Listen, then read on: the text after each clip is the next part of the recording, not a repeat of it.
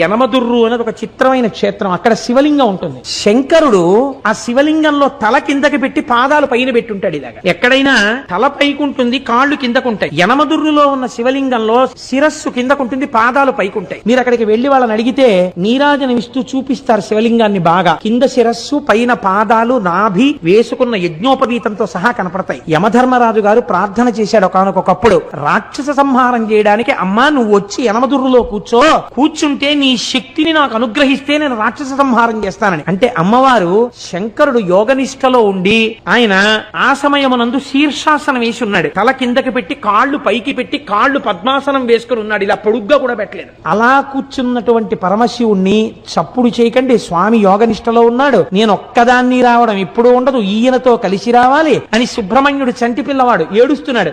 ఏడుస్తున్న సుబ్రహ్మణ్యుణ్ణి ఒళ్ళో పెట్టుకుని స్తన్యమిస్తూ శంకరుణ్ణి ఓ చిక్కం లాంటి దాంట్లో పెట్టుకుని ఎత్తి పట్టుకొచ్చేసింది ఆవిడ శక్తి స్వరూపం. ఎత్తి పట్టుకొచ్చి దేవాలయంలో పెట్టి కూర్చుంది. తానే ఒక పుష్కరిణి సృష్టించింది. అక్కడ ఆ ఎదురుగుండా ఉన్న కోనేటిలో ఉన్న నీటితోనే అన్నం వండుతారు స్వామికి మహానైవేద్యానికి. ఆ నీళ్లతో వండకుండా మీరు ఎంత గొప్ప అగ్నిహోత్రం మీద ఎంత గొప్ప మినరల్ వాటర్ తీసుకొచ్చి వండినా సరే రాత్రి వరకు వండినా బియ్యం ఉడకవట.